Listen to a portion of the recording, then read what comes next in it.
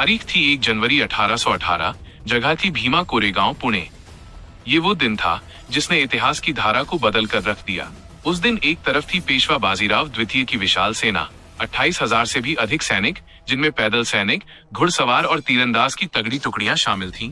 एक ऐसी सेना जिसे देखकर दुश्मन का दिल कांप जाए। दूसरी ओर थी ब्रिटिश आर्मी, लेकिन यह महज ब्रिटिश आर्मी नहीं थी। इसमें शामिल थे वे योद्धा जो हर अन्याय और अत्याचार के खिलाफ अपनी जान की बाजी लगाने को तैयार थे। ब्रिटिश सेना में करीब 800 सैनिक थे, जिनमें से 500 महार जाति के वीर योद्धा थे। ये महार सैनिक भूखे शेरों की तरह पेशवा की सेना पर टूट पड़े। एक एक महार सैनिक 100 पेशवा सैनिकों पर भारी पड़ रहा था। उनका साहस, उनकी शक्ति और उनका आत्मविश्वास पेशवा की सेना पर कहर बनकर टूटा। दिन भर युद्ध चला। हर हमला, हर वार महार सैनिकों के हौसले को और ऊंचा कर रहा था। आखिरकार रात होते होते पेशवा की सेना का मनोबल पूरी तरह टूट गया। वो विशाल सेना जो कभी अजेय मानी जाती थी, घुटनों पर आ चुकी थी। यह जीत सिर्फ एक युद्ध की जीत नहीं थी, ये अन्याय, भेदभाव और अत्याचार के खिलाफ समानता और आत्मसम्मान की जीत थी। भीमा कोरेगांव की इस जीत ने न केवल महार रेजिमेंट की बहादुरी को अमर कर दिया, बल्कि ये लड़ाई दबे कुचले वर्गों के आत्मसम्मान और स्वाभिमान की प्रतीक बन गई। 1 जनवरी 1818 का दिन भारतीय इतिहास में साहस और अदम्य शौर्य की मिसाल के रूप में दर्ज है। ये वो दिन था जब मुट्ठी भर महार सैनिकों ने हजारों की पेशवा सेना को पराजित किया। इस घटना ने पुणे जिले के भीमा कोरेगांव को इतिहास और दुनिया के नक्शे पर एक विशेष पहचान दी। इस महान युद्ध के बाद अंग्रेजों ने महार सैनिकों के असाधारण साहस को सम्मानित करने के लिए भीमा कोरेगांव में एक युद्ध स्मारक, विजय स्तंभ का निर्माण कराया। इस स्मारक पर उन सैनिकों के नाम दर्ज हैं जिन्होंने इस संघर्ष में अपना अदम्य साहस दिखाया। बड़ा सवाल ये है कि महार सैनिकों में पेशवा शासन के खिलाफ लड़ने का इतना साहस और शक्ति कहां से आई? ऐसी कौन सी प्रेरणा थी जिसने उन्हें अपने प्राणों की परवाह किए बिना युद्ध के मैदान में कूदने को मजबूर किया?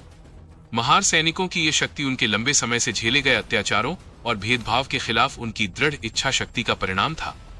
19वीं शताब्दी में पेशवा शासन भारतीय इतिहास के सबसे क्रूरतम शासनों में से एक था। मराठा साम्राज्य के अंतर्गत ब्राह्मण पेशवाओं ने सत्ता पर कब्जा किया और उनके शासन ने समाज के शूद्र वर्ग के लिए भयावह यातनाओं का दौर शुरू किया। पेशवाओं ने मनुस्मृति जैसे जाति और विभाजनकारी सिद्धांतों को कठोरता से लागू किया। समाज में शूद्रों की स्थिति इतनी दयनीय बना दी गई कि उनके लिए सामान्य जीवन जीना भी कठिन हो गया। शूद्रों को अपमानित करने और उनके मानवीय अधिकारों को कुचलने के लिए क्रूर नियम बनाए गए। शूद्रों को गले में एक हांडी बांधना अनिवार्य किया गया था ताकि वे जहां जाएं थूक उसी में गिरे और भूमि या ब्राह्मणों को अपवित्र न करें। साथ ही उन्हें कमर पर झाड़ू बांधने के लिए मजबूर किया गया ताकि उनके पैरों के निशान मिटते जाएं और किसी ऊंची जाति के व्यक्ति के रास्ते में उनकी छाया भी न पड़े।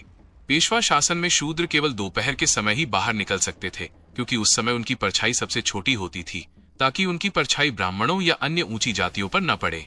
इसके अलावा शूद्रों को अपने पैरों में घुंघरू या घंटी बांधने के लिए मजबूर किया जाता था ताकि उनकी आवाज सुनकर ब्राह्मण दूर से ही सतर्क हो जाएं और उनके संपर्क में आने से बच सकें। शूद्रों पर पढ़ाई लिखाई और संपत्ति अर्जित करने पर पूर्ण प्रतिबंध था। उनका जीवन केवल गुलामी, अपमान और यातनाओं तक सीमित कर दिया गया था। इतिहास के ऐसे दौर में जब दलित समुदाय पर अमानवीय अत्याचार हो रहे थे, महार समुदाय के लोगों को ब्रिटिश सेना में शामिल होने का मौका मिला। महार सैनिकों के दिलों में पेशवा साम्राज्य के अत्याचारों के खिलाफ गुस्सा भरा हुआ था। 1 जनवरी 1818 को भीमा कोरेगांव की ऐतिहासिक लड़ाई में यह मौका आया। इन महार सैनिकों के लिए अंग्रेजों की वफादारी से अधिक महत्व उस अपमान और भेदभाव का बदला लेना था जो उन्होंने सहा था।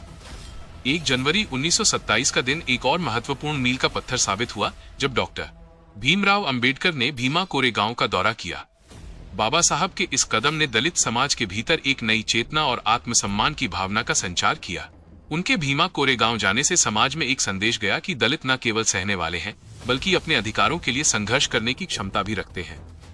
आज यह स्थान लाखों लोगों के लिए प्रेरणा का केंद्र बन गया है। हर साल लाखों लोग यहाँ आकर अपने पूर्वजों की बहादुरी को याद करते हैं। कुछ लोग इसे अंग्रेजों की जीत बताकर भ्रम फैलाते हैं, लेकिन असलियत यह है कि भीमा कोरेगांव की लड़ाई पेशवाओं के खिलाफ महार समुदाय के गुस्से और साहस की जीत थी। यह संघर्ष उनके आत्मसम्मान और अधिकारों के लिए था। क्या आप चाहेंगे कि मैं इस जानकारी को एक सुंदर पोस्टर डिजाइन या सोशल मीडिया पोस्ट के फॉर्मेट में बदल दूं?